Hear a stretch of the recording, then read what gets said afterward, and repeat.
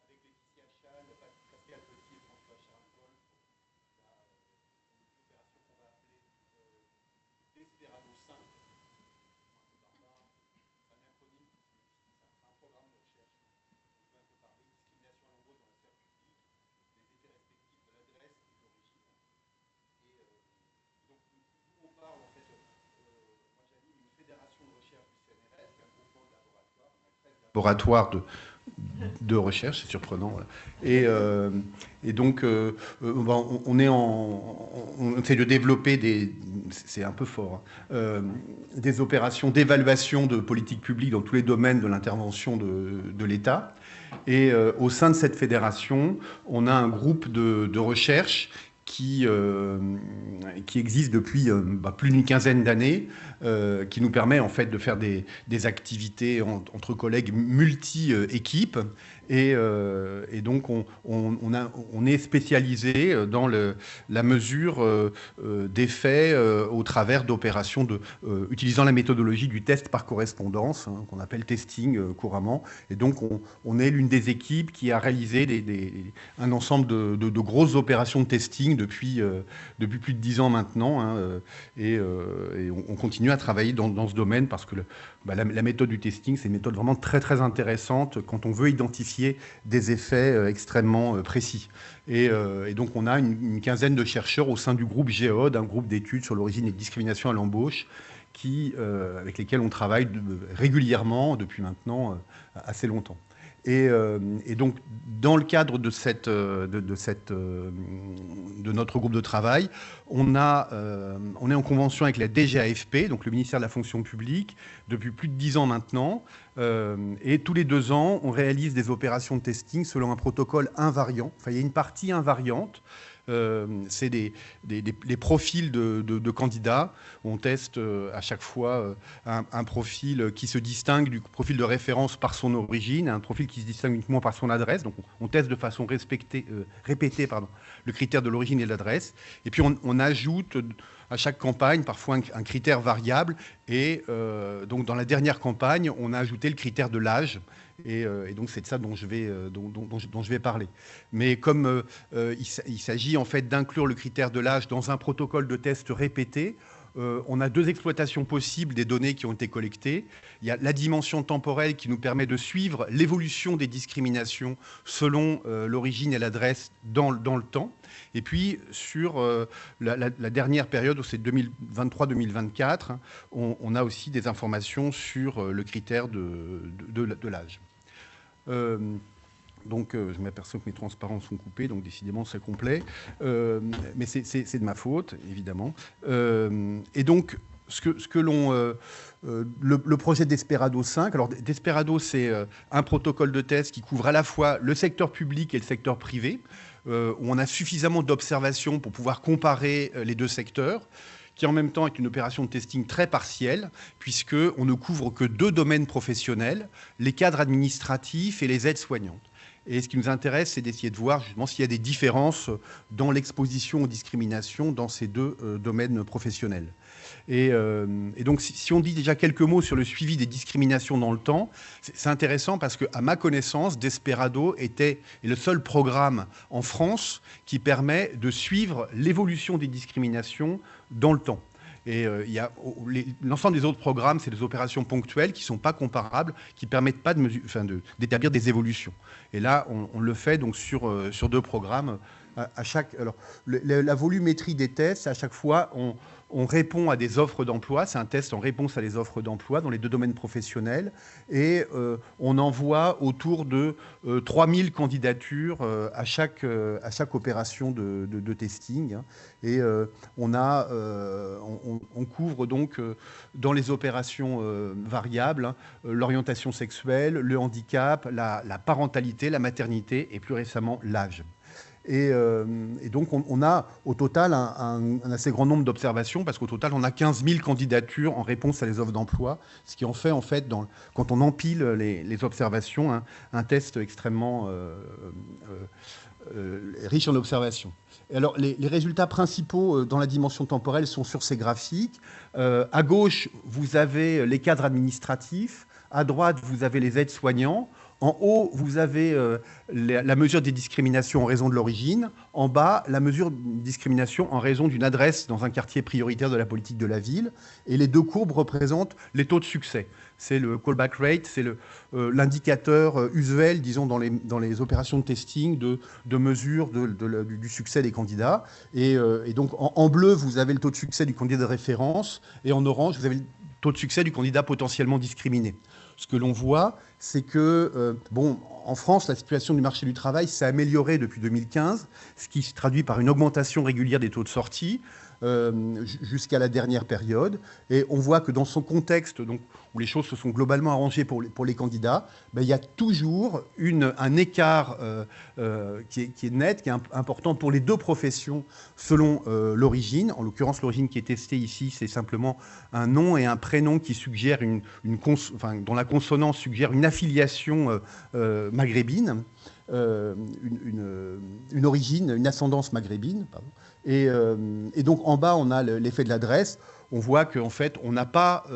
alors, sauf peut-être en 2015-2016, on pouvait détecter un effet de l'adresse, mais depuis, on n'a pas on ne met pas en évidence d'effet de l'adresse, alors que la mesure selon l'origine, elle est vraiment statistiquement très significative, elle résiste à l'ensemble des régressions qu'on peut faire et elle est donc robuste dans la dimension temporelle. Voilà pour dire, le contexte, c'est celui de la persistance des discriminations en France. Et si on parle de les discriminations en raison de l'origine aujourd'hui, c'est en raison de l'âge, c'est dans ce contexte où les discriminations persistent.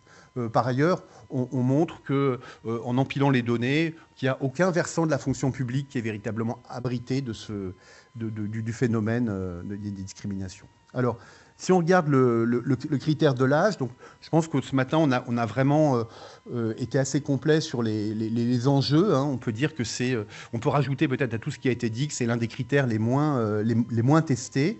Et il y a effectivement un intérêt très fort du point de vue des politiques publiques d'identifier les mécanismes au travers desquels, Marianne Valfort l'a très bien dit, au travers desquels l'âge potentiellement peut produire des effets. Alors, le problème, c'est que chaque critère est spécifique en matière de discrimination et l'âge, il a comme particularité d'être particulièrement difficile à mesurer.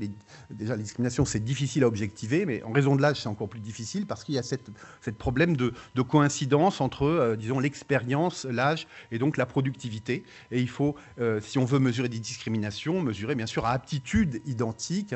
Donc, il faut neutraliser l'effet de l'expérience et ça paraît compliqué parce que l'expérience est très corrélée à l'âge. Donc, la méthode qu'on retient, qui est celle qui est faite beaucoup dans la littérature, c'est de simuler une reconversion professionnelle avec un candidat fictif qui aurait, disons, qui aurait une partie de sa vie professionnelle dans une autre activité que celle dans laquelle il postule aujourd'hui, et il a une certaine expérience dans celle qu'il postule aujourd'hui. Donc, on a construit des CV fictifs qui, précisément, disons, mettent en avant, à la fois rendent visibles les différences d'âge et rendent visible aussi la neutralisation des différences d'expérience. Hein.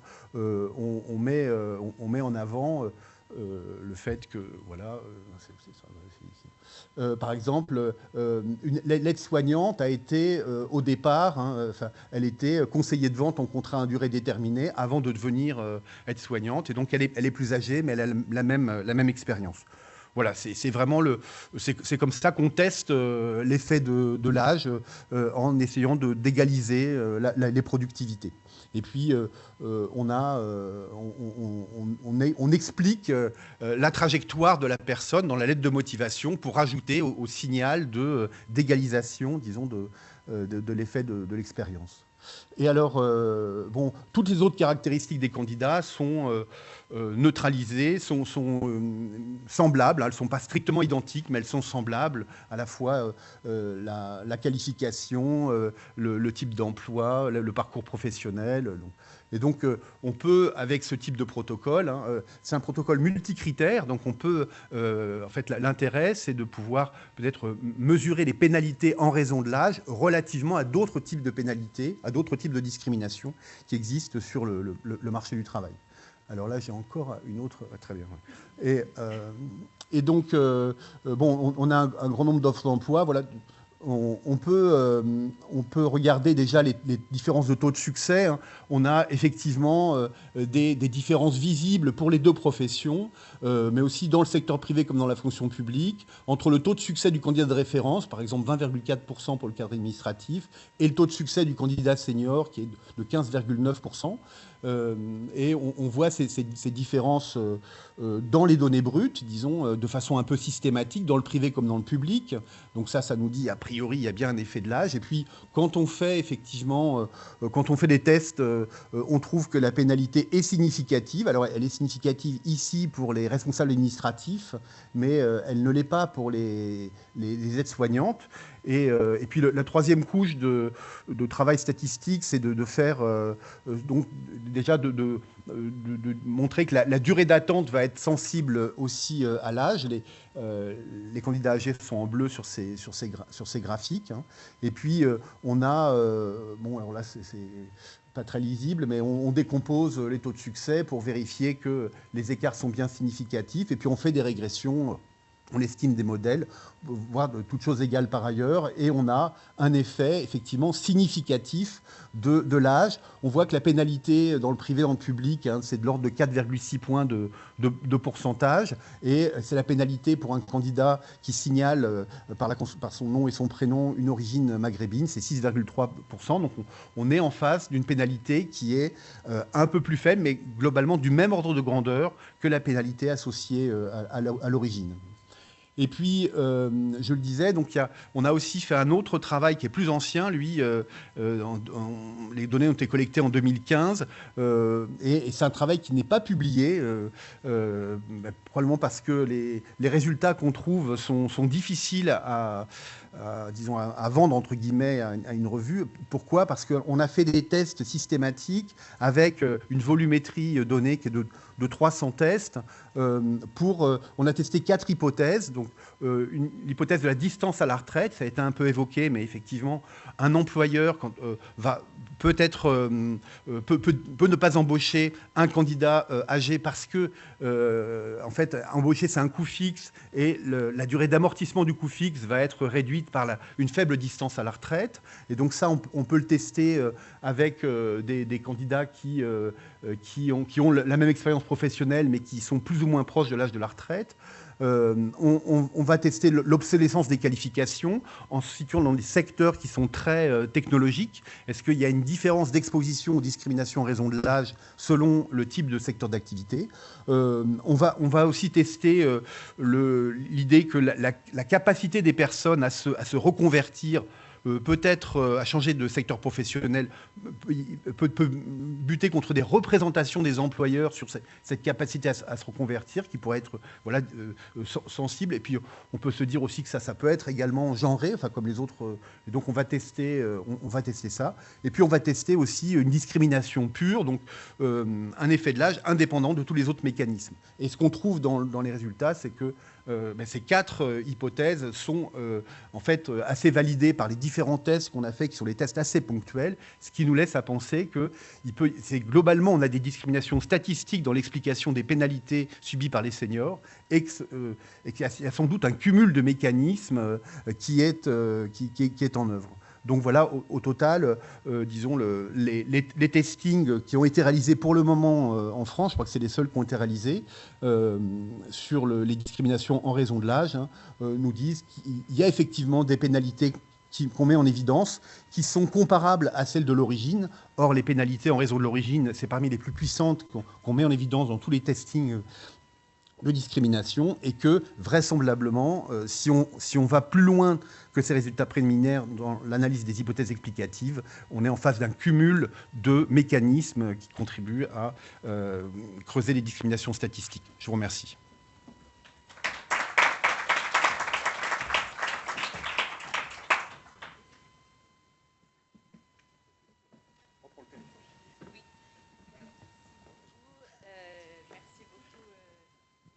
Et donc, on va passer à la présentation d'Oumaya Idrines, en fait, qui est professeur, voilà, à l'université d'Artois et membre du centre de recherche Texte et Culture.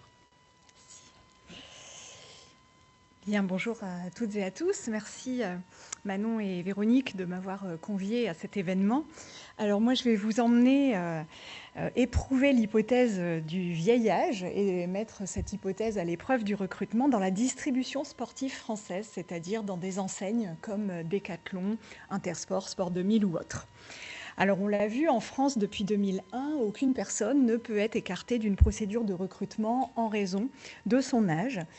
Et pourtant, malgré l'existence et l'évolution de ce cadre législatif en faveur des victimes, force est de constater que les cas d'instruction juridictionnelle et extra-juridictionnelle concernent majoritairement des personnes dont l'âge a été jugé trop élevé.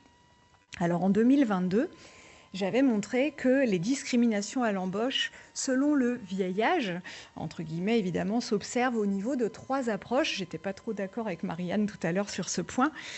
Première approche, l'approche directe. Je reprends d'ailleurs un tableau un peu plus antérieur à ce que Marianne a présenté.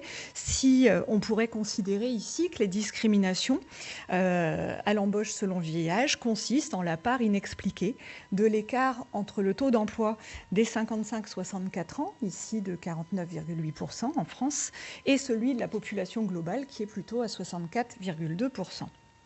Donc confirmé d'ailleurs par le tableau tout à l'heure en 2024.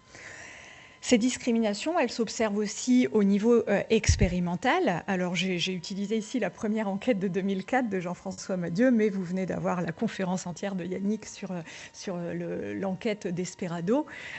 Effectivement, les enquêtes avec cette approche expérimentale confirment que des discriminations à l'égard des plus âgés ont bien lieu, toutes choses étant égales par ailleurs, ou moins une.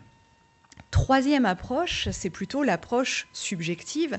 Ce sont toutes les grandes enquêtes quantitatives qui ont permis de montrer la mesure de l'expérience par la perception ou le ressenti des discriminations par les Françaises et Françaises. J'ai repris ici le 17e baromètre des discriminations dans l'emploi qu'a réalisé le Défenseur des droits et le Bureau français de l'OIT, où on voit qu'un senior sur 4 déclare avoir été victime de discrimination et que l'embauche est bien souvent le moment clé de l'expression de ces discriminations. Alors, la grande distribution est apparue par mes lectures comme un terrain d'investigation pertinent, puisqu'historiquement, ce terrain est construit autour de la figure du jeune travailleur, toujours volontaire et capable de répondre à une charge de travail, notamment physique. Malgré cette image construite historiquement, la mise en œuvre de politiques de recrutement, d'intégration et de maintien dans l'emploi ont permis aux travailleurs âgés d'y trouver leur place et de vieillir petit à petit cette pyramide des âges. Pourtant, le segment de la distribution dite spécialisée, notamment celui de la distribution sportive, résiste à ce vieillissement de la pyramide des âges.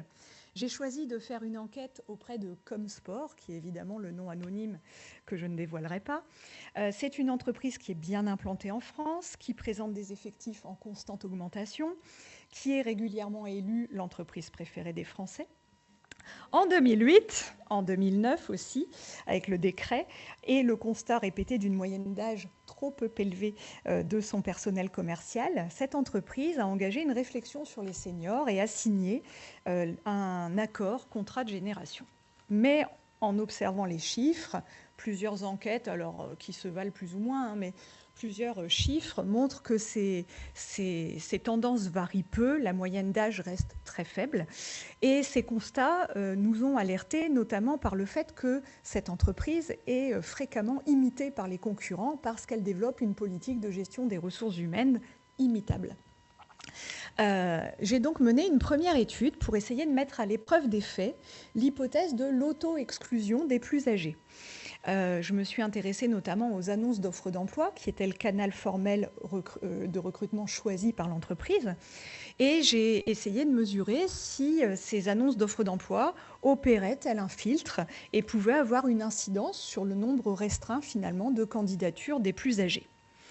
Alors, contrairement à des travaux menés au début des années 2000, je n'ai pas trouvé de mention directe faite à l'âge. On peut ici souligner peut-être l'intérêt du cadre législatif sur ce point. En revanche, deux pratiques discursives, plus subtiles, plus insidieuses, ont été mises au jour. La première, c'est une entorse faite à l'adresse normative de la grande majorité des écrits publics français qui favorise ici le tutoiement. Alors cet usage du tutoiement est mis en relief par trois procédés, à la fois par des phrases exclamatives, à la fois par l'usage de l'impératif, mais aussi par la multiplication de toutes les formes de tutoiement possibles, le tu, le ton, le tienne, le toi, etc. etc.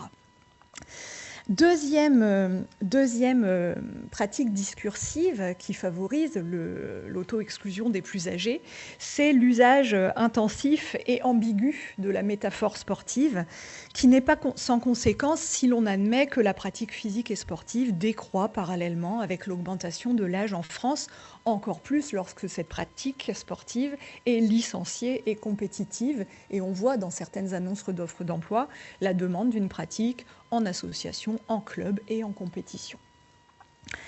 Cette enquête a permis d'analyser comment l'idéologie gestionnaire, sous des pratiques plutôt neutres en apparence, pouvait désavantager les demandeurs d'emploi dits âgés par rapport à d'autres, mais elle a aussi ouvert la perspective stimulante d'aller plus loin, de ne plus seulement interroger le recrutement à distance par les annonces d'offres d'emploi, mais d'aller interroger autrement les dispositifs gestionnaires. Alors, petit point méthodologie, les résultats que je vais vous présenter sont basés sur une analyse de contenu, des documents institutionnels relatifs à la marque employeur de l'entreprise, sur l'analyse aussi de 6 entretiens semi-directifs menés avec les recruteurs nationaux, RH France, RH Monde, RH marque employeur, RH qualité de vie au travail, etc.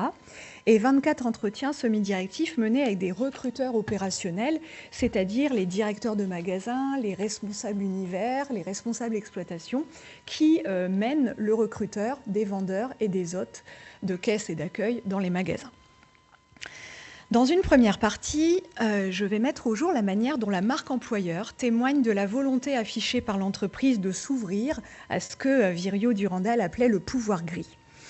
Alors, la marque employeur de l'entreprise, développée depuis 2011 par justement les 6 professionnels RH que j'ai interrogés, respecte les 3 étapes d'une marque employeur.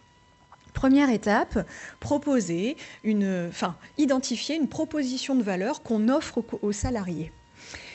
La métaphore sportive, sans surprise, pénètre l'ensemble des 5 dimensions de la marque employeur. Les valeurs d'attrait, l'intérêt du travail, les valeurs sociales, une ambiance sportive, collective au travail, les valeurs de transmission, le tutorat, le parrainage, comme dans une initiation sportive, les valeurs de développement, mener sa carrière comme un sportif de haut niveau, une carrière de longue haleine, la formation, les valeurs économiques, la rémunération, la formation, être rémunéré à la hauteur de son investissement sportif, etc. Cette marque employeur est d'ailleurs appelée l'ADN sur tous les supports de communication. Et cela participe au processus de naturalisation qui fait du sportif la seule personne finalement génétiquement apte à endosser les fonctions commerciales dans l'entreprise. Roy, en 2008, avait ajouté une sixième dimension à la mesure de la marque employeur. C'était celle qui concernait la dimension éthique. Alors, comme sport assure une place pour chacun, c'est la mixité de nos coéquipiers, leurs différences, leurs complémentarités qui sont les atouts et la base de notre ADN. Et d'ailleurs, le projet senior a été renommé le projet intergénération. Eh bien, cette sixième étape, elle est communiquée aux candidats à l'embauche à travers la marque employeur par un film et un plan de recrutement qui s'appelle « Y a pas d'âge ». Ces derniers mettent en scène des salariés de tout âge en train de faire du rugby, de la zumba, du stretching, du vélo, dans des films ou des photos. Soulignons toutefois que sur ces vidéos et sur ces photos, aucun des seniors mis en scène n'est membre du personnel commercial des magasins. Tous exercent en fait un autre métier qui renvoie à des activités plus administratives comme la gestion de la paye, la gestion de la communication, etc. Deuxième étape de la marque employeur, convaincre les recruteurs opérationnels de recruter sans discriminer. Alors, il propose une formation qui s'appelle « Recruter avec professionnalisme et éthique ». Et en fait, durant 1 ou 2 journées de formation, élaborée par les professionnels RH que j'ai interrogés, cette formation répond à un double objectif: compenser les manques des salariés et assurer le modelage culturel à l'image de l'entreprise. En fait, finalement, cette formation est plutôt conçue et animée par rapport aux aspects les plus techniques du recrutement. Comment analyser un CV, comment faire la méthode des 3 tas, comment mener un entretien d'embauche. Finalement, très peu de contenu est réservé à justement cette sixième dimension de la marque employeur, c'est-à-dire l'éthique et le recrutement sans discrimination. En fait, ce choix permet aux formés de s'identifier davantage à l'entreprise, d'être fédérés, on va dire, autour d'une même identité, mais en fait, il laisse dans l'ombre les savoirs et savoir-faire nécessaires à la conduite d'un processus de recrutement exempt de discrimination. Pardon, je vous ai mis ici le roadbook de la formation. Alors malheureusement, on ne voit pas bien, mais en gros, c'est l'analyse du CV, l'analyse de l'entretien d'embauche, comment mener son entretien pour être juste avec tous les candidats, mais rien ne concerne finalement les discriminations. Troisième et dernière étape de la marque employeur, agir conformément à cette promesse. Alors, certains travaux ont montré avant moi que quand il y a un manque de cohérence entre les promesses véhiculées par une entreprise et les attributs réels du travail, cela aboutit à des conséquences négatives sur les attitudes et les comportements des salariés. Pour éviter cette situation, les professionnels RH se sentent obligés de confier totalement le processus de recrutement aux professionnels RH de l'entreprise, c'est-à-dire au directeur de magasin ou au responsable d'exploitation. On voit que cette responsabilité est très appréciée. On voit par exemple sur la marque employeur sur le site internet, ce qui me plaît le plus dans mon métier, c'est le fait de gérer mon rayon comme ma propre entreprise. Ou encore, ta mission, si tu intègres le magasin, eh bien, responsable de l'activité commerciale de ton rayon, tu prends en charge le recrutement, la formation et l'animation de ton équipe, etc., etc. Et en fait, cette autonomie qui est laissée au cadre opérationnel dans la gestion commerciale de leur rayon est balisée par un système informatique pour tout ce qui concerne la gestion informatique et financière de leur rayon. Ça évite les erreurs. Par contre, pour ce qui concerne le recrutement des vendeurs et des hôtes d'accueil et de caisse, aucun balisage informatique ne contraint l'activité des recruteurs. Ils sont totalement laissés autonomes pour ce processus. Dans une deuxième partie, je vais insister davantage sur comment fonctionnent les recruteurs opérationnels lorsqu'ils doivent recruter les hôtes d'accueil et de caisse et les vendeurs de leur magasin. Et je vais montrer que cette totale délégation des pouvoirs en matière de recrutement aboutit finalement à une reproduction systémique des discriminations à l'embauche fondées sur l'âge et notamment le vieil âge. Alors, premier élément de réponse, la formation, ou plutôt son absence, pour les recruteurs opérationnels. Les recruteurs opérationnels qui dirigent totalement le processus de recrutement, en fait, la totalité des interviewés valorise les intérêts économiques que peut faire l'entreprise si elle recrute davantage de salariés de plus de 55 ans. Dans leur discours, il n'est pas rare d'entendre « Ah mais quelqu'un de plus de 55 ans, c'est le jackpot, c'est le billet gagnant du loto, c'est la perle rare ». En fait, on a bien conscience qu'ils ont intégrer les contenus des accords génération. En revanche, ils sanctionnent les candidats à l'embauche dès lors que le vieillage se situe en dessous d'un certain seuil. Je vous ai mis ici un extrait d'entretien avec Adrien, qui est responsable rayon. Je lui pose la question, et des candidatures de moins de 55 ans, ça t'arrive d'en avoir ? Oui, ça arrive qu'on ait des vieux de 35-40 ans qui postulent à Comsport. Mais, oh là, je viens de prendre un petit coup de vieux en riant. Ben, tu comprends, je ne sais pas quel âge t'as, mais voilà, tu postules pas comme sport. Hein. Dans la vraie vie, j'ai rien contre les 35-40 ans, mais voilà, 35, 37, 40, 43. J'ai même eu un CV d'un mec de 47 ans une fois, c'est dingue. Mais si je peux me permettre, le vendeur dont tu parlais tout à l'heure que tu as recruté, il avait 57 ans, c'est plus donc. Oui, mais c'est pas pareil. Le mec, c'était un senior. Je savais que c'était un plus pour nous. On a vraiment une politique pro-senior chez nous. Et là, c'est tout bénef pour nous et pour moi aussi donc. Les recruteurs opérationnels ont fixé un seuil en deçà duquel le recrutement d'un candidat ne permet ni de satisfaire les intérêts économiques de l'entreprise, ni les aspirations permanentes de ces jeunes cadres soucieux de se valoriser auprès de l'entreprise. On observe ici les limites de la professionnalisation du recrutement prônée par les premiers professionnels RH que j'ai interrogés, qui n'a rien d'étonnant si on s'intéresse justement à la formation de ces recruteurs opérationnels. Sur les 24 que j'ai enquêtés, à peine plus de la moitié ont suivi la formation interne. Ils sont issus des STAPS, ils sont issus d'écoles de commerce, ils sont issus d'autres cursus. Et quand on regarde les formations qu'ils ont eues justement à la gestion des ressources humaines, eh bien, par exemple, en CAP d'électricien ou en licence d'histoire, il n'y a aucune formation. Elles peuvent être aussi en option dans le cadre des masters psychologie, ou elles peuvent être imposées dans certaines maquettes de formation, mais très souvent, elles renvoient plutôt au contrat de travail, à la paye ou à la gestion prévisionnelle des emplois et des compétences. En définitive, la socialisation au métier de recruteur est plutôt sommaire, inexistante pour la moitié de l'échantillon. Et donc, on a déjà montré par ailleurs combien l'absence de formation RH pouvait accroître le recours aux discriminations lors du recrutement. Deuxième élément d'explication, c'est revenir sur les ressorts du recrutement agiste. Alors, le vieillage des candidats à l'embauche se voit immédiatement dans les CV, se voit immédiatement en entretien, en face à face. Cette immédiateté de l'information a son importance sur le devenir des candidatures les plus âgées. En fait, dans d'autres travaux que j'avais pu faire sur les discriminations menées à l'embauche sur l'apparence physique, j'avais montré que l'analyse des CV était l'étape la moins importante en matière de discrimination selon l'apparence physique. C'est tout l'inverse pour ce qui concerne l'âge, notamment le vieillage. Ici, les recruteurs profitent de l'étape du CV pour considérer ce vieillage comme un critère éliminatoire.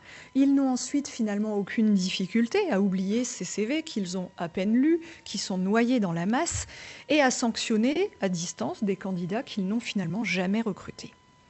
Alors les ressorts d'un recrutement agiste s'appuient sur trois choses. La première, s'appuie finalement sur l'idée de je recrute comme j'ai été recruté. Et cet argument qu'ils développent dans leur discours renvoie à trois logiques. La première logique, c'est qu'ils souhaitent, au nom de l'entreprise de la première chance, donner finalement la chance à un jeune candidat. Ces recruteurs ne sont finalement pas plus âgés que les candidatures qu'ils reçoivent massivement. Et ça s'inscrit dans la veine des travaux qui montraient dans quelle mesure la formation du jugement des recruteurs pouvait dépendre des positions et des dispositions des interlocuteurs mis en présence.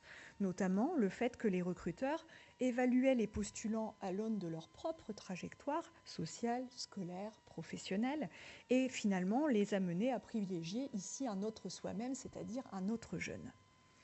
Deuxième explication, les recruteurs que j'ai interrogés redéfinissent le cœur de métier.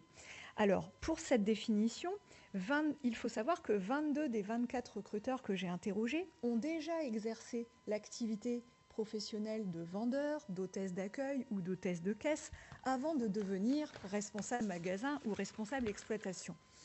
Et leur expérience façonne leur représentation des exigences pour les postes à pourvoir. J'interroge ici Walid, responsable de rayon. Vendeur, moi je l'ai déjà été, c'est la vitalité. Tu vois ce que c'est ? Non, pas vraiment.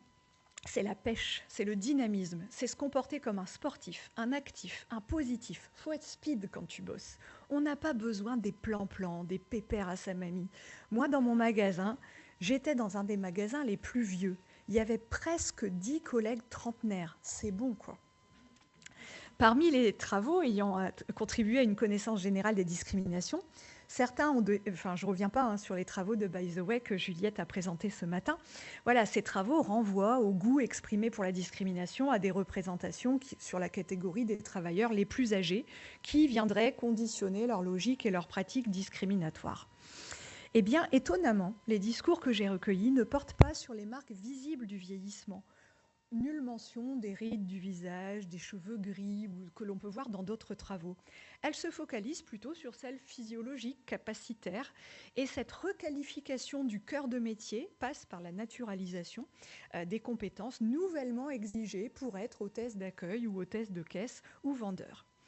L'analyse montre à quel point les candidats à l'embauche âgés, considérés comme tels bien avant le fameux seuil des 55 ans, sont définis en fonction d'un arbitraire, leur âge civil, celui-ci devenant le signal supposé d'un âge biologique. Ces résultats permettent de rendre compte de la manière dont les discriminations fondées sur le vieil âge ici sont produites et reproduites en s'appuyant sur une naturalisation de tous les aspects négatifs de la vieillesse. Troisième et dernière explication, elle renvoie au jeu concurrentiel de la promotion interne dont Sophie Bernard a déjà montré qu'il constituait le levier principal des politiques d'engagement dans la grande distribution. Nos résultats montrent que les espoirs entretenus d'ascension sociale ne suffisent plus à assurer l'adhésion des recruteurs opérationnels à la politique de recrutement de l'entreprise. Au contraire, la promotion interne est emblématique de l'écart qui existe entre les volontés exprimées par les professionnels RH de recruter tout azimut et les discriminations agistes menées par les recruteurs opérationnels. J'interroge ici Romane, 24 ans, responsable rayon, susceptible d'être bientôt promu. Je lui demande « Et les moins de 55 ans, c'est dangereux pour toi ?» Il attrape un fou rire, il me dit « Tu m'étonnes, on voit que tu es fonctionnaire, toi. » La distrie, c'est la jungle. Imagine demain, je recrute un vendeur de 38 ans. Il est top, il est sportif, il est doué avec les clients. Sur le court terme, c'est très beau, mais après, moi, ça me fait peur. Je lui demande « Et pourquoi ça te fait peur ?» Déjà, c'est chaud à driver. Le mec est expérimenté, il peut vite me mettre en difficulté, il peut aussi saper mon autorité. Et moi, je veux être responsable magasin. Je ne veux aucune casserole dans mon dossier, zéro problème. Et après, même s'il ne me pose pas problème, il me fera de l'ombre. Il va se faire remarquer, il va devenir ce qu'on appelle ici impossible. C'est quoi impossible ? Impossible, c'est j'ai pas envie de recruter le mec ou la nana qui va me faire perdre ma promo ou pire, devenir mon futur boss. Je ne suis pas complètement con. En définitive, la rhétorique managériale de la promotion interne qu'a développée l'entreprise pour justement favoriser l'engagement organisationnel des recruteurs interrogés, devient instrumentale et finit par générer des discriminations à l'embauche, positives certes à l'égard de celles et ceux qui ont plus de 55 ans pour l'instant, et directes ou indirectes pour celles et ceux qui sont âgés j'arrive même pas à le chiffrer, mais en gros de 25 à 55 ans. Conformément à l'idéologie sportive et à son modèle méritocratique, les recruteurs tentent de maintenir une égalité des chances au jeu de la promotion interne. Et cela s'explique si l'on regarde leurs caractéristiques. Ils sont plutôt jeunes. La moyenne d'âge des recruteurs opérationnels interrogés est de 29 ans, alors même que 10 d'entre eux sont déjà directeurs de magasin. Ils sont dépossédés symboliquement de leur qualification puisqu'ils ont été recrutés non pas sur la base de leur diplôme, avec un gros discours anti-diplôme, mais sur leur unique passion ou pratique du sport. Et ils sont fabriqués par l'enseigne via des formations internes et ou leur première expérience professionnelle. Finalement, ils estiment que les politiques de recrutement en faveur d'un vieillissement de la pyramide des âges mettraient en danger leurs propres aspirations à la promotion interne. En conclusion, je suis étonnée de ne pas avoir été arrêtée avant, ça va. En conclusion, l'entreprise fait face à un nouvel enjeu, essayer de transformer des salariés imprégnés de valeurs contestataires en salariés disposés à épouser les intérêts de l'entreprise et les volontés affichées de non-discrimination. C'est cette première piste que cette étude nous invite à suivre. Voilà, j'ai envie d'aller creuser davantage la formation des recruteurs opérationnels aux discriminations à l'embauche, notamment aller analyser leur socialisation professionnelle, puisqu'on sait que le jugement sur les compétences des candidats est soutenu par les compétences des recruteurs. Et puis, la deuxième piste, la deuxième énigme que cette étude invite à résoudre, c'est celle de l'épreuve du vieillissement des membres du personnel commercial une fois qu'ils sont recrutés dans cette enseigne de la distribution sportive avec, je le suppose, mais ça reste à enquêter, des stratégies de mise au placard, de marginalisation, etc. etc. Mais voilà, ça reste à prouver. Je vous remercie de votre attention.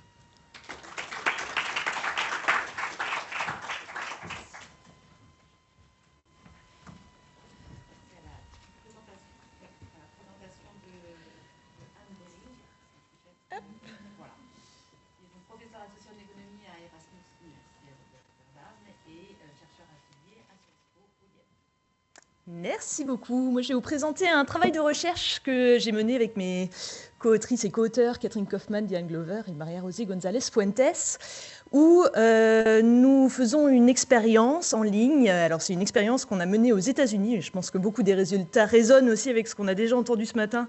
Et si on répétait la même expérience en France, oui, je pense qu'on retrouverait des résultats assez similaires, mais en tout cas, ce serait à faire. Et en fait, nous nous intéressons au processus de recrutement anonyme. Donc, les processus de recrutement anonyme ont plutôt été mis en avant depuis une vingtaine d'années, d'abord par un papier qui regardait si, lorsque les candidats et les candidates aux États-Unis à la participation à des orchestres, c'est un travail de Claudia Goldin et de Cecilia Rouse, qui montrait qu'à partir du moment où on mettait un écran ou un rideau devant les candidats qui postulaient aux orchestres, ça permettait d'augmenter le pourcentage de femmes qui étaient recrutées dans ces orchestres. Donc ça, c'était vraiment le papier qui a commencé la littérature sur ces recrutements anonymes. Et cette littérature a des résultats assez mixtes. Donc, ce qu'elle montre, c'est que pour les recruteurs qui discriminent négativement, le fait d'avoir des CV anonymes, ça peut aider au recrutement, mais qu'il y a certaines entreprises aussi qui font de la discrimination positive, et quelque part, lorsque on leur retire la possibilité de discriminer positivement, elles commencent à recruter moins de personnes minoritaires, et donc ça peut aussi freiner certaines politiques proactives de recrutement de personnes minoritaires, où ici on va parler de candidats contre-stéréotypiques. Donc c'est des personnes dont le profil ne correspond pas aux stéréotypes du poste. Et nous, on se pose deux questions dans ce travail de recherche. Le premier, c'est est-ce que le fait de rendre un processus de recrutement anonyme augmente la proportion de candidats contre-stéréotypiques qui postulent. Donc cette fois-ci, on ne va pas s'intéresser directement à la discrimination des recruteurs, même si on va le mesurer dans le cadre de notre enquête. Ce qui nous intéresse, c'est est-ce que lorsque je vois qu'il y a une offre d'emploi qui propose l'anonymat, est-ce que moi, en tant que personne contre-stéréotypique, qui ne correspond pas aux stéréotypes du poste, ça m'encourage à postuler, puisque cette fois-ci, je vais anticiper moins de discrimination envers mon profil. La deuxième question qu'on se pose, c'est, souvent les offres d'emploi, il y a un seul poste, mais il y a plein de candidatures. Donc même dans un processus de recrutement très juste et non discriminatoire, il y aura beaucoup de candidats et de candidates qui vont être recalés. Et nous posons la question de est-ce que ça change quelque chose d'être recalé avec un CV, lorsqu'on a postulé avec un CV anonyme, par rapport à est-ce qu'on est recalé sans CV anonyme. Et plus particulièrement, là, nous nous posons la question de quelle raison est-ce que je vais attribuer au fait d'avoir été recalé. Donc, si je suis une personne qui anticipe de la discrimination et que je suis recalée, je pourrais penser, la raison pour laquelle j'ai été recalée, c'est j'ai pas eu de chance, j'ai eu un recruteur ou une recruteuse qui était discriminatoire envers mon profil. En revanche, si je suis recalée alors qu'il n'y avait pas de raison de discriminer contre moi, bah, peut-être que je vais en déduire que finalement, je ne suis pas vraiment qualifiée pour ce poste. Et donc, ça, le type d'information ou de retour que l'on a n'est pas forcément le même. Donc, voilà, ça c'est notre postulat de départ par rapport à cette expérience. Alors, nous faisons une expérience en ligne avec donc une plateforme qui s'appelle Prolific, qui est une plateforme où des travailleurs en ligne s'inscrivent. Donc, je tiens à préciser que c'est quand même une expérience qui est assez artificielle, dans le sens où nous n'avons pas des vrais candidats et des vrais recruteurs, mais nous avons une plateforme de personnes que nous recrutons et à qui nous disons « vous allez être dans le cadre d'une expérience », donc les gens qui participent savent que c'est pour un travail de recherche, et on leur dit « voilà, vous allez jouer le rôle de candidat à un poste et vous allez nous indiquer à quel point est-ce que vous seriez prêt à candidater à un poste qu'on va vous présenter ». Et puis, une autre partie des personnes sur Prolific que nous recrutons, de nos sujets, eux, vont être les recruteurs. Et les recruteurs auront une incitation assez claire. Donc, c'est une expérience qui a des incitations monétaires. Les incitations monétaires sont telles que pour les recruteurs, ils et elles ont intérêt à recruter les candidats qui pensent seront les plus productifs ou les meilleurs dans l'accomplissement de la tâche pour laquelle ils seront recrutés. Donc nous allons quelque part éliciter la discrimination statistique de la part des recruteurs dans le cadre de notre expérience. Les candidats, quant à eux, doivent performer le mieux possible sur un test, et ce test demande des compétences de codage. Donc le test que nous leur faisons faire est un test de 10 questions. Ce sont toutes des questions de codage, et donc c'est un test qui est plutôt stéréotypiquement masculin et jeune. Et c'est vrai que dans le cadre de notre enquête, ce sont plutôt les plus jeunes et plutôt des hommes qui réussissent mieux à ce test. Voilà. Alors, donc c'est un embauche pour un emploi fictif. Les compétences requises donc, correspondent à un profil stéréotypiquement masculin et jeune. Et nous allons éliciter les intentions d'embauche des recruteurs et puis à quel point est-ce que les candidats ont envie de postuler à un poste. Et dans les deux cas, on va présenter deux configurations. Alors, les recruteurs, on va leur présenter des CV très standardisés avec de l'information sur le niveau de diplôme de la personne, le type de domaine de compétences dans lequel la personne, la personne préfère. Donc, est-ce que c'est une personne qui préfère plutôt les humanités, plutôt les sciences sociales ou plutôt sciences et technologies en termes de profil? Et puis, nous donnons un échantillon de la performance des candidats au test. Donc, on va dire, voilà, on a tiré 2 questions au hasard sur les 10 questions, et cette personne-là, elle a performé soit 0 sur 2, soit 1 sur 2, soit 2 sur 2. Donc, on laisse une marge de manœuvre pour de la discrimination statistique, en ne donnant pas, évidemment, le score exact des candidats. Et puis, donc il y a certains CV qui vont avoir une information sur le sexe et l'âge, et puis d'autres CV où il n'y aura que l'information sur le score au test et puis le profil d'éducation. Sur l'âge et sur le sexe, nous disons juste, parce qu'on veut faire que des CV qui sont tout à fait comparables, donc c'est soit homme, soit femme, et pour l'âge, c'est moins de 45 ans, plus de 45 ans. Les candidats, eux, vont indiquer leurs intentions de postuler. Et on va leur proposer, voilà, vous avez 2 CV possibles avec lesquels postuler. Quel est votre degré avec lequel, enfin, en gros, avec lequel des 2 CV vous préférez postuler? Est-ce que vous préférez postuler plutôt avec un CV où il y a votre âge et votre sexe?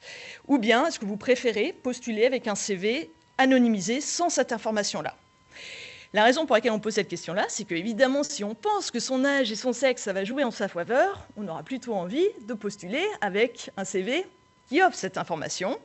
L'inverse étant vrai aussi. Donc, vous voulez voir un peu quelle est l'hétérogénéité aussi de l'acceptation des CV anonymes parmi les candidats. Alors, quelques résultats. Le premier, c'est que nous avons des fortes anticipations de discrimination. Donc 63% de nos candidats âgés, donc les 45 ans et plus, anticipent une discrimination en raison de l'âge, alors que c'est 33% des jeunes. Alors, ce qui est intéressant, c'est que les deux âges anticipent de la discrimination, ou se disent que les recruteurs, dans le cadre de cette expérience, pourraient discriminer contre eux, mais ils sont plus nombreux à être parmi les âgés à anticiper de la discrimination négative en raison de leur âge. Sur le sexe, c'est 49% des femmes qui anticipent une discrimination négative en raison du sexe, mais il y a aussi 22% des hommes. Donc là, ça va plutôt être des hommes qui pensent que de nos jours, ça va être les femmes qu'on va préférer parce qu'il faut compenser le manque de femmes dans les sciences et technologies. Si on compare ces anticipations de discrimination avec la discrimination réelle de nos recruteurs. Alors, sur ce graphique, vous avez la probabilité de chaque CV d'être recruté. Ici, ce sont tous les CV qui sont non anonymisés, donc les CV où il y a de l'information sur l'âge et sur le sexe. Sur l'axe des abscisses, vous avez les probabilités pour les femmes et sur leurs données, les probabilités pour les hommes. Et en fait, ce que vous voyez, c'est que pour les CV qui ont les meilleurs profils, à savoir des CV qui sont plutôt sciences et technologies, avec des scores de 2 sur 2 sur les 2 questions qui ont été tirées au hasard du test, il y a un écart en points de pourcentage d'à peu près 10 points de pourcentage entre le même CV, mais c'est un homme, et le même CV, et c'est une femme. Et ce qu'on constate dans le cadre de notre enquête, c'est que la discrimination est relativement faible en moyenne, mais par contre, elle devient de plus en plus forte, plus on regarde des CV de femmes qui en réalité sont compétentes et dont le profil correspond au poste pour lequel elles pourraient être recrutées. On ne voit pas vraiment cet écart lorsqu'on regarde la discrimination en raison de l'âge. Alors, il y a quelque chose d'intéressant qui se passe ici, qui est quand on commence à regarder l'homophilie dans le recrutement, là, vous avez le favoritisme envers son propre groupe de la part des recruteurs. Donc, ce qu'on constate, c'est que les hommes de plus de 45 ans, eux, ont une probabilité significativement plus importante de recruter des hommes de plus de 45 ans, toutes choses égales par ailleurs. En revanche, les femmes de plus de 45 ans, ce n'est pas significatif, mais elles auraient plutôt tendance à discriminer contre des femmes qui ont le même profil d'âge qu'elles. Et en fait, c'est ce qui explique en partie, c'est cette combinaison des deux facteurs qui explique pourquoi on a cet écart de probabilité de recrutement entre, en gros, des femmes plus seniors et des hommes plus seniors dans le cadre de notre enquête. Et on a un peu d'homophilie pour les plus jeunes, mais cette homophilie, n'est pas significative, et l'homophilie, elle est à la fois de la part des jeunes hommes et de la part des jeunes femmes. Ensuite, on pose cette question. Alors ça, c'est alors ce qu'on fait dans notre étude, c'est que on fait deux tours de recrutement. Dans le premier tour, donc on élicite les préférences des candidats et des recruteurs. Et puis ensuite, les candidats toutes leurs candidatures sont rejetées. Et on voit à quel point est-ce que les gens changent leurs préférences pour soit candidater avec un CV anonyme, soit candidater avec un CV non anonymisé. À la fin de l'enquête, nous leur posons la question, donc là, maintenant tous les candidats ont eu un rejet de leur candidature, et nous leur posons cette question, donc quelque part maintenant que vous savez que votre profil n'a pas été retenu, à votre avis, est-ce que dans le cadre de cette enquête, quels étaient les types de profils que les recruteurs ont préféré recruter ? Alors, si vous regardez à gauche, donc ça, ce sont les hommes, ce seraient des CV de candidats hommes non anonymisés. Et là, les femmes pensent que, en fait, dans ce cadre-là, les hommes avec des profils non anonymisés, ils ont une probabilité vraiment très élevée d'être recrutés par rapport à une femme qui aurait qui elle-même postulerait avec un profil non anonymisé. Si on regarde à droite, vous avez un peu les mêmes réactions par rapport à l'âge, où en fait, comment que ce soit à la fois les personnes qui ont moins de 45 ans et les personnes qui ont plus de 45 ans, ont des croyances très claires que en fait, les CV qui ont été préférés, c'était les CV des candidats jeunes dans les cadres non anonymisés. Ce qui est très intéressant, c'est que quand on commence à croiser l'âge et le sexe. En fait, ce sont les femmes seniors qui, elles, pensent que la discrimination a été plus forte contre elles. Et ça se perçoit dans ce graphique-là. Donc on leur pose la question de... Et vous, de façon générale, donc cette fois-ci, c'est hors de notre expérience, à quel point est-ce que vous pensez que sur le marché du travail, à quel point est-ce que vous vous inquiétez du fait d'être discriminé en raison de votre âge ou en raison de votre sexe? Si on prend à gauche, là, vous avez les peurs de discrimination en raison de votre sexe. C'est à peu près 60% des femmes qui disent que c'est un sujet qui les inquiète sur le marché du travail. De façon générale, c'est la discrimination en raison du sexe. Mais il n'y a pas de différence majeure d'âge par rapport à la différence sur le sexe. Mais par contre, ce qui est intéressant, c'est qu'on voit que ce soit à la fois les hommes ou les femmes, les deux pensent qu'ils ont de grandes chances d'être discriminés. En tout cas, c'est un sujet qui les préoccupe lorsqu'il s'agit de la discrimination en raison de l'âge. Et quand on fait le croisement entre les deux, donc plus particulièrement, c'est 74% des hommes seniors qui anticipent ou qui ont peur de la discrimination en raison de l'âge, donc quand ils ont plus de 45 ans. Et pour les femmes qui ont plus de 45 ans, c'est 83% de notre échantillon qui disent qu'elles ont peur de la discrimination en raison de l'âge. En raison du sexe, que ce soit les hommes jeunes ou les hommes plus âgés, c'est 23% des hommes de façon générale qui disent qu'ils ont peur de la discrimination en raison du sexe. Mais les femmes âgées, c'est 54% des femmes de plus de 45 ans qui disent qu'elles anticipent de la discrimination en raison du sexe. Donc on voit bien comment les facteurs s'accumulent. Et en l'occurrence, dans le cadre de notre enquête, ce sont vraiment les femmes les plus âgées qui sont à la fois les plus discriminées et sur lesquelles il y a les plus grandes anticipations de discrimination. Alors, les résultats de notre expérience. Côté recruteur, nous trouvons que les procédures anonymisées augmentent légèrement le nombre de femmes et de personnes plus âgées recrutées sans réduire la qualité moyenne. Donc on trouve qu'en effet, ça permet de réduire la discrimination. En revanche, côté candidat, on voit que lors du la première vague de candidatures, un processus de recrutement anonymisé a plutôt tendance à augmenter les candidatures. Donc il y a une plus forte demande moyenne, et notamment de la part des candidats contre-stéréotypiques, pour les procédures anonymisées.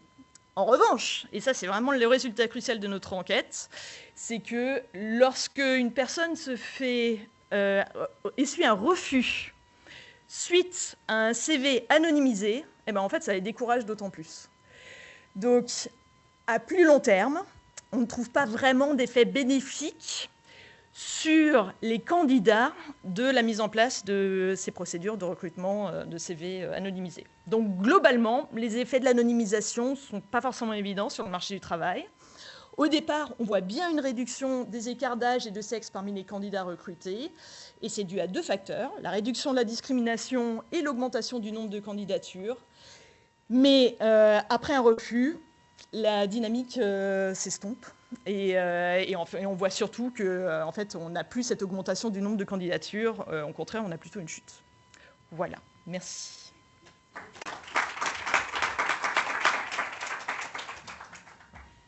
Merci beaucoup. Je vais donner la parole donc à Myrna Safi, qui est professeure de sociologie à Sciences Po et membre du CRIS, et qui du coup va faire la discussion. Ok, merci bonjour à toutes et à tous.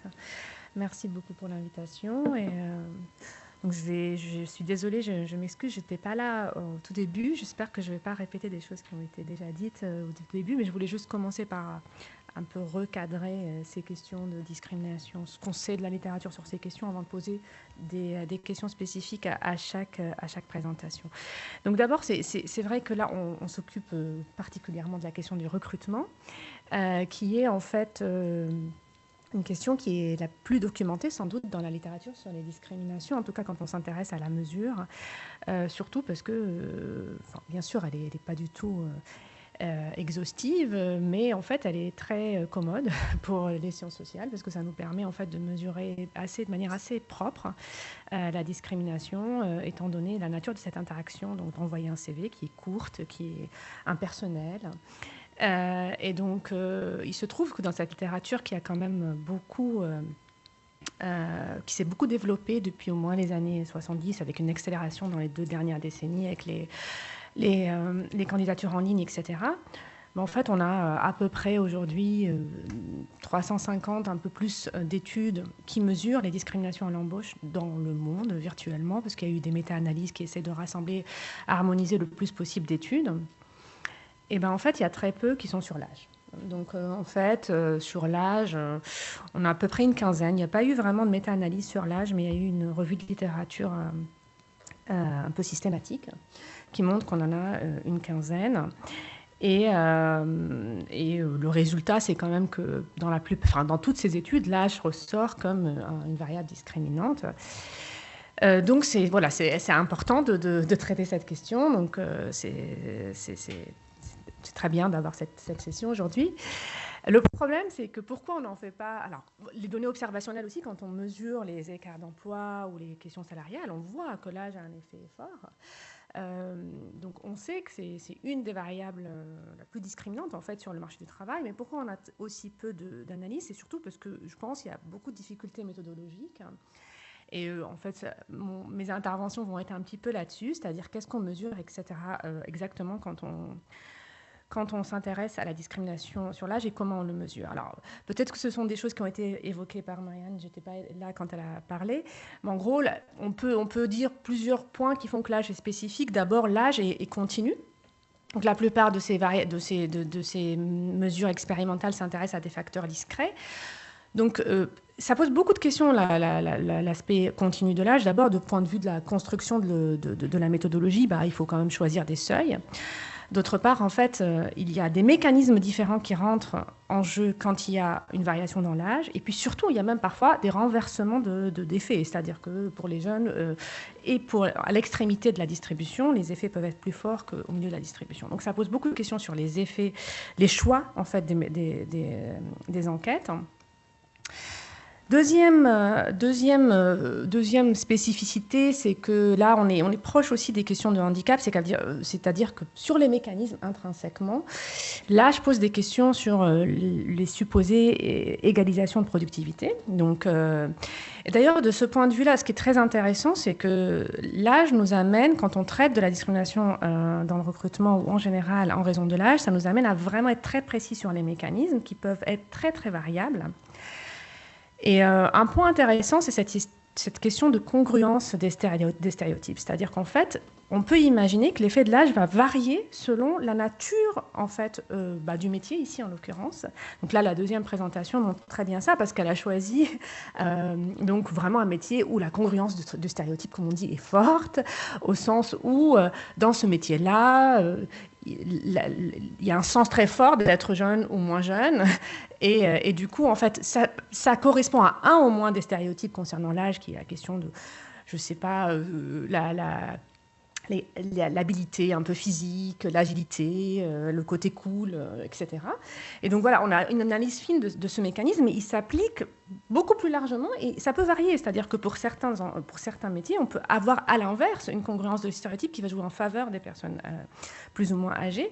Et donc ça va être extrêmement hétérogène selon les types de métiers, les types de situations. D'ailleurs, si on dépasse un peu la question de recrutement, on peut imaginer que dans d'autres situations, dans la vie quotidienne, l'âge a un effet plutôt favorable.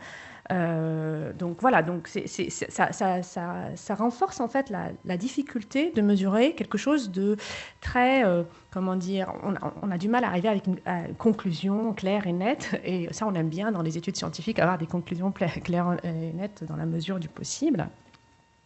Bref, donc on a des difficultés de ce type, et la troisième difficulté, c'est en fait vraiment signaler l'âge. Comment on signale l'âge tout en maintenant la productivité?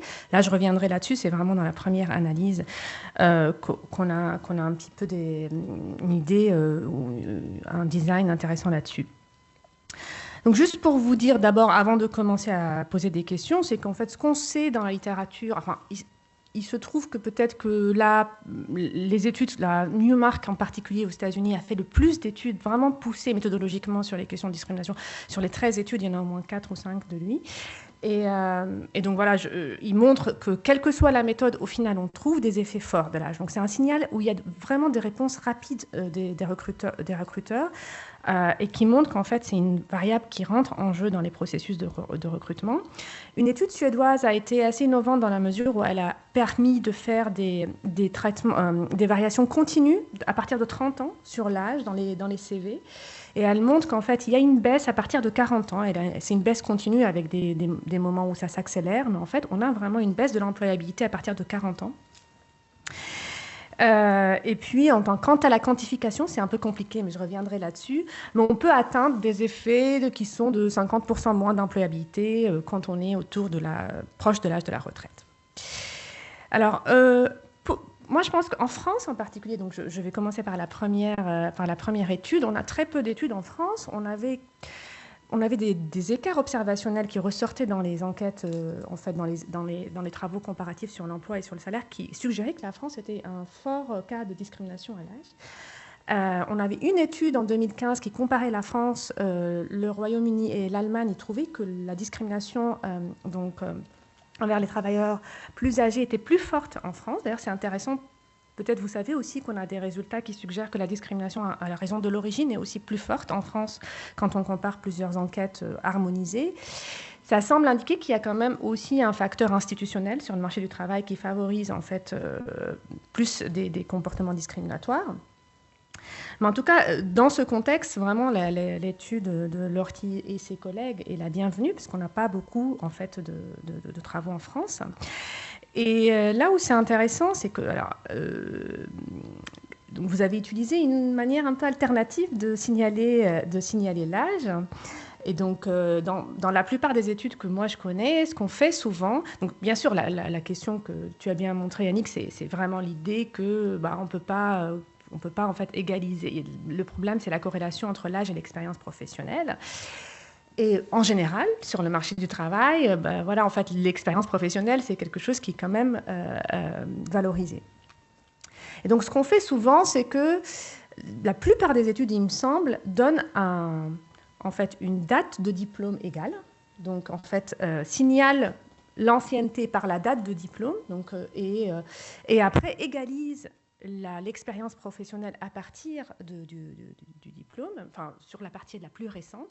Et pour les personnes âgées, alors plus âgées, ne donne plus l'information sur le passé. Donc en gros, vous avez fait quelque chose de différent que peut-être moi je ne connais pas assez, mais je n'ai pas vu ça dans d'autres analyses.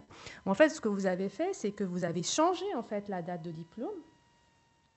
Par contre, vous utilisez cette astuce de reconversion professionnelle que je trouve intéressante parce que sans doute qu'elle est plus réaliste. Enfin, peut-être qu'elle augmente un peu elle rend les profils un peu plus réalistes, la manière dont on parle des CV.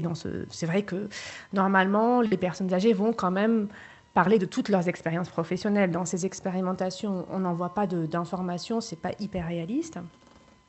Mais quand même, ça pose des questions méthodologiques. Donc, ma question, c'est comment interpréter. Alors, aujourd'hui, on parle beaucoup de ça dans le marché du travail, de plus en plus de reconversion, d'ailleurs, dans toute la distribution des qualifications. Et c'est intéressant de savoir, je ne sais pas d'ailleurs s'il y a des études là-dessus, comment interpréter un signal de type reconversion. C'est difficile de considérer que c'est un signal totalement neutre. D'abord parce que, on pourrait dire que ça peut signaler une forme de créativité, d'agilité. On pourrait dire, au contraire, ça peut signaler une instabilité, donc je ne sais pas dans quel sens ça peut jouer. Et puis plus fondamentalement, c'est vrai qu'on peut quand même inférer des choses aussi de l'expérience. Là aussi, ça va varier, mais par exemple, dans ton expérimentation avec le cadre administratif, il me semble que son expérience préalable, c'est professeur d'histoire ou quelque chose comme ça. On peut imaginer qu'il y ait des qualifications qui sont inférées. Donc voilà, ça c'est une question un peu sur le design. Pardon, je vais poser pas mal de questions un peu comme ça sur les designs, mais Ça me semble être intéressant de creuser un peu plus. Est-ce que cette astuce-là permet de mesurer vraiment la discrimination selon l'âge? Donc on revient à la difficulté de cette tâche. Deuxième point, c'est, il me semble que vous avez rajouté une lettre de motivation. Je me suis demandé pourquoi vous avez rajouté une lettre de motivation d'ailleurs. Et il y en a une qui dit explicitement l'âge et l'autre qui ne le dit pas explicitement. Alors dans les CV, il est dit, mais dans les lettres de motivation, je me suis demandé s'il y avait ça induit une certaine variabilité et qui peut être là aussi à chaque fois. Il faut s'imaginer qu'est-ce que ça peut avoir comme effet. Et effectivement, dire son âge, ce n'est pas complètement neutre dans une lettre de motivation, surtout quand on a plus de 50 ans. Qu'est-ce qu'on veut dire par là? Ou est-ce qu'on veut le cacher ou on ne veut pas le cacher? Et on peut avoir des effets sur la réactivité des employeurs. Mon troisième point pour cette étude aussi, c'est peut-être le plus fondamental, c'est que donc vous essayez de donner un ordre de grandeur et de comparer les facteurs entre eux. Et donc, on aurait effectivement, en descriptif, on aurait quelque chose qui est du même ordre que l'origine. En fait, moi, je me suis demandé, sur votre design, en fait, ce que vous faites, c'est que, si j'ai bien compris, il y a une référence à chaque fois. C'est donc, en fait, un homme non minoritaire, d'âge moyen, qui vit dans un quartier plutôt bien. Et donc, après, on compare par rapport à cette... mais on n'a pas un design factoriel complet, c'est-à-dire qu'on n'a pas des interactions possibles. On ne randomise pas toutes les autres caractéristiques. Ce qui fait que c'est compliqué de comparer les caractéristiques entre elles par rapport à comparer à la référence. Donc ça, c'est un petit point technique, mais je me suis demandé si... et puis, il y a aussi un peu de la corrélation intra-vacances, quoi. C'est-à-dire, est-ce que vous avez corrigé un peu ça? Parce que c'est un design que j'ai moins rarement vu. Tout ça étant dit, je pense que c'est clair qu'il y a un résultat qui est quand même assez peu surprenant étant donné ce qu'on sait dans la littérature, et c'est bien qu'on puisse le documenter en France. Alors, d'ailleurs, une question aussi là-dessus, c'est ce qui m'intéressait dans le design un peu plus interactionnel, c'est qu'en fait, les femmes, dans toutes les mesures, on va revenir là-dessus pour la dernière étude, sont souvent plus discriminées. Ça, c'est un résultat qui ressort. Les femmes âgées sont plus discriminées dans le recrutement dans beaucoup de pays. Donc, ce n'est pas quelque chose qu'on peut voir dans les résultats tels que tu les as présentés. Alors, la deuxième, je trouve que ce premier papier est très important. D'ailleurs, c'est bien de commencer par ça, donc mesurer un peu la discrimination. Le deuxième apporte un peu le point de vue de ce qui se passe au sein des organisations. D'ailleurs, le troisième est assez complémentaire aussi, parce que là, on va plutôt s'interroger sur les effets des politiques publiques. Donc, concernant je trouvais c'est vraiment intéressant, le choix du cas est aussi particulier, parce que voilà, je l'ai déjà dit, dans ce domaine-là, bien sûr, on peut imaginer des effets forts.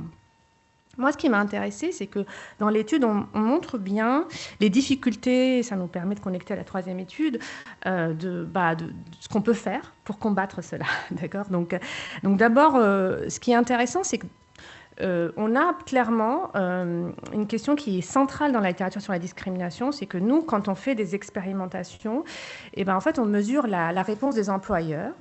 Et donc, on imagine ces scénarios fictifs où les gens envoient des CV qui sont les mêmes aux mêmes employeurs. Et en vrai, ce qui se passe dans la vie, mais là on a du mal un petit peu à mesurer ça dans les études, et je pense que c'est un peu la frontière de la littérature aujourd'hui, c'est de savoir qu'en fait les gens ne postulent pas aux mêmes employeurs, et qu'il y a beaucoup de mécanismes qui nous permettent ex post de voir moins de personnes, par exemple, plus âgées dans certains secteurs, qui ne sont pas forcément liées à la discrimination, pas seulement, ou alors elles sont liées à la réaction à la discrimination, mais qui sont en fait de l'ordre de l'autocensure. Donc ça, on le voit bien, qu'on est dans certaines organisations confrontés à ça. Donc il faudrait essayer de trouver moyen d'augmenter dans le pool des candidats qu'on voudrait potentiellement favoriser d'ailleurs, donc ce qui pose plein de questions normatives.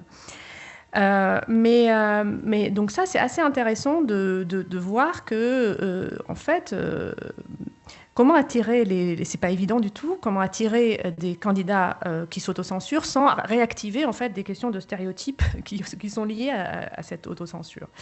Et je pense que ça, vous l'avez bien montré. Un autre point qui est intéressant, une littérature que vous ne traitez pas vraiment, mais qui m'a fait penser à ça, c'est tout ce qui concerne les modes de recrutement. Donc en fait, il y a eu, je pense que c'est Emmanuel, c'est toi qui as participé avec Morgane à ce papier sur l'effet des centralisations du recrutement, qui montre qu'en fait, quand on a des recrutements centralisés, on a moins de discrimination. D'ailleurs, un des résultats aussi connus en ce qui concerne les discriminations, c'est que la taille des entreprises, plus on grossit, moins on a de discrimination. Et l'interprétation, c'est qu'en fait, il y a des process, d'accord? Donc, il y a des process un peu plus balisés. C'est un peu le même mécanisme aussi pour la centralisation, c'est qu'il y a des process qui permettent en fait de dépasser parfois le rôle des mécanismes inconscients, des biais implicites, etc. Or, en fait, on voit bien que là, on a quand même... Le problème, c'est qu'en termes... Si on peut avoir d'abord des preuves que ça marche, la centralisation. Deuxième chose, c'est qu'on pourrait imaginer qu'on pourrait le faire. On voit la difficulté, en fait, de ce type de politique dans les organisations, parce qu'en fait, il y a une tension forte avec l'autonomie des travailleurs. Donc là, on a quelque chose d'intéressant dans l'exemple qui nous a été quand même décrit un peu avec beaucoup de subtilité, de nuances, c'est que quelque part, on a intérêt aussi à ce que les managers recrutent eux-mêmes les personnes avec qui elles vont travailler, parce qu'en fait, ça augmente leur autonomie, leur motivation, leur implication dans le travail, etc. Et donc, on a un peu cette difficulté de choix quant aux politiques de contrecarrer les discriminations. Troisième point, c'est les formations et le recrutement. J'aurais bien aimé avoir un peu plus de développement là-dessus. Alors vous dites, bon, il n'y a pas grand-chose dans ces formations, c'est très légal, c'est très normatif, etc. Mais en vrai, là aussi, il y a toute une littérature sur les effets des formations et recrutement. Ce qu'on fait souvent dans les entreprises, dans les organisations, c'est qu'on fait des formations pour réduire les préjugés, pour... essayer de donner des bons réflexes sur comment traiter les choses pour augmenter un peu la réflexivité, etc. Or, en fait, là aussi, on a très, très peu d'études qui font en fait, des évaluations randomisées. Mais il y a quelques études qualitatives qui suggèrent que quand même, les effets des formations ne sont pas si bonnes que ça, sont pas si positifs que ça. Au contraire, là aussi, les mécanismes qu'on peut imaginer sont un peu proches de ce que je disais avant. C'est cette idée que les employés, en général, n'aiment pas qu'on leur fasse la leçon et il y a un peu un côté défensif aussi, c'est-à-dire qu'on... indirectement, on les accuse d'avoir des stéréotypes ou des préjugés. Souvent, on voit dans quelques études récentes qu'il va y avoir un effet négatif, surtout sur des personnes qui ont des attitudes à l'origine négatives. Donc en fait, c'est presque contre-productif parce que ça augmente leur attitude négative, avec cette idée que ces personnes-là vont se dire, regardez, on parle que de ça, les égalités hommes-femmes par exemple, il y en a marre, on parle que de ça dans les formations, ça va augmenter encore leur côté un peu défensif par rapport à ça. Je vais peut-être passer... J'avais juste un point, peut-être que c'est quelque chose dont vous avez déjà parlé sur ce mot agisme, que dans cette étude, j'ai vu plusieurs fois, je n'ai pas vu dans les autres études. Et moi, je trouve que ça... Enfin, vous proposez une définition, mais je pense qu'elle mélange un peu les deux aspects que je vois du concept. Je pense quand même que... Il y a ces mots avec isme, racisme, sexisme, agisme, etc., ont deux interprétations. Une interprétation qui est un peu plus analytique, une autre un peu plus interprétative peut-être. Analytiquement, dans cette littérature sur les discriminations, quand on utilise ces mots en isme, souvent on fait référence aux attitudes. C'est-à-dire qu'en fait, on peut avoir des discriminations racistes parce qu'on arrive vraiment à voir que ce qui a joué là, c'est des attitudes négatives, du sentiment négatif, des émotions négatives.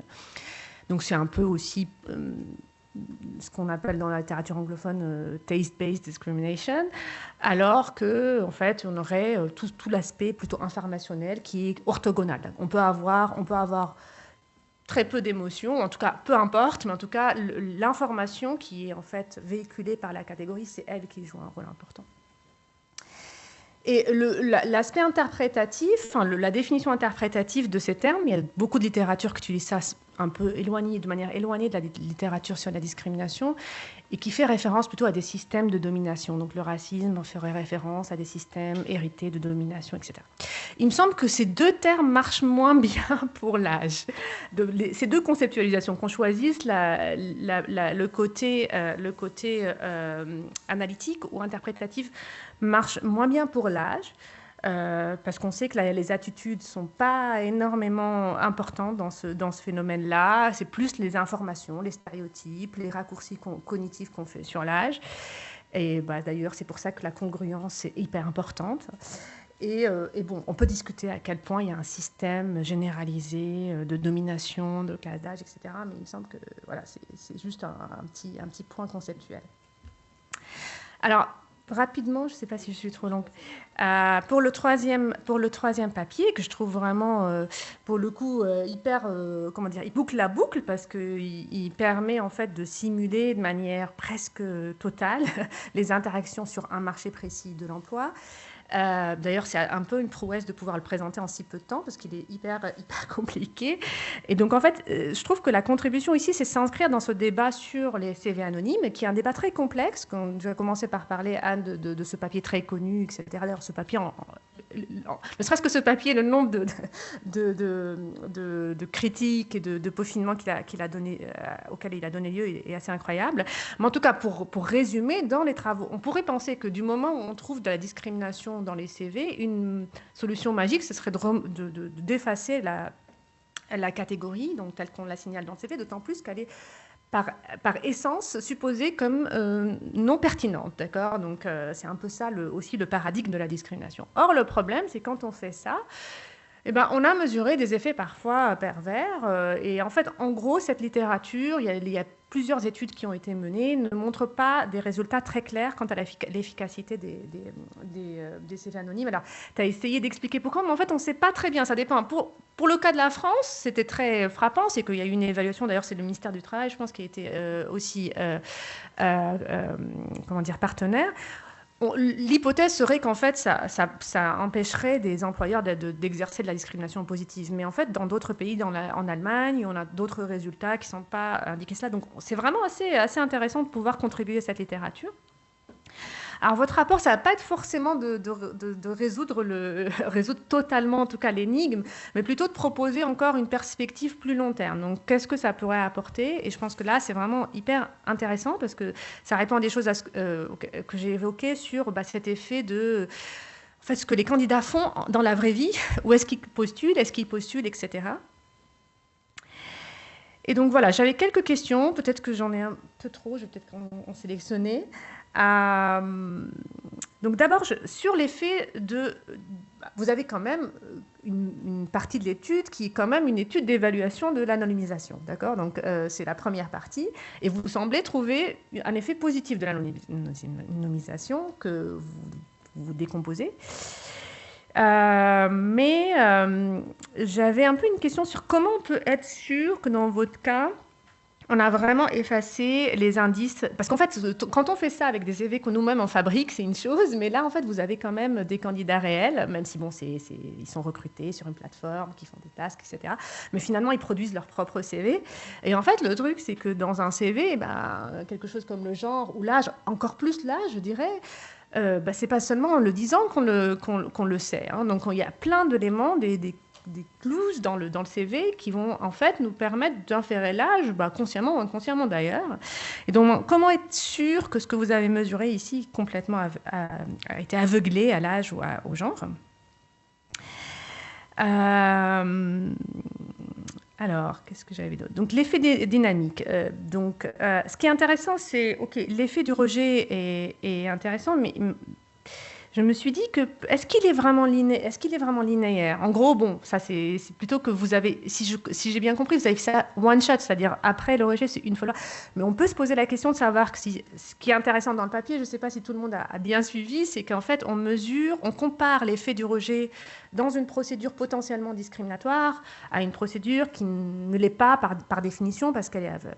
Alors, on peut imaginer que le mécanisme qui fait que toute cette littérature sur la démotivation liée à l'expérience de discrimination suppose quelque part qu'au bout d'un certain temps, on en a marre, quoi. Et c'est vrai que là, on a un effet qui est direct. Donc, on peut imaginer que ce rapport entre les deux mécanismes change si on avait fait à répétition.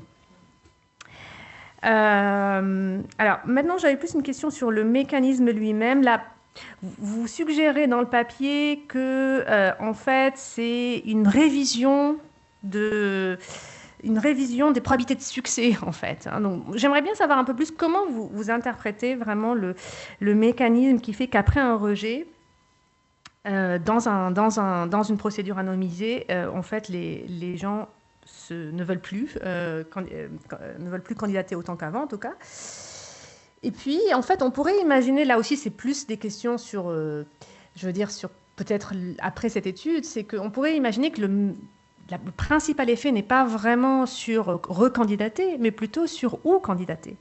Et donc là, en fait, si vraiment on peut simuler ce qui se passe sur le marché du travail, on va avoir une ségrégation, en fait, parce qu'en fait, d'ailleurs, c'est un peu la littérature sur l'effet de la discrimination sur la ségrégation, au sens où les gens vont plutôt essayer de sélectionner là où ils vont postuler, notamment en se disant, en fait, ça, c'est trop dur pour moi, parce que j'ai déjà eu soit parce que, en fait, ça va être plus discriminant, soit parce que j'ai eu un retour sur mes capacités, et je vais aller, en fait, vers des postes moins exigeants. Bon, j'ai peut-être d'autres questions, mais je vais m'arrêter là.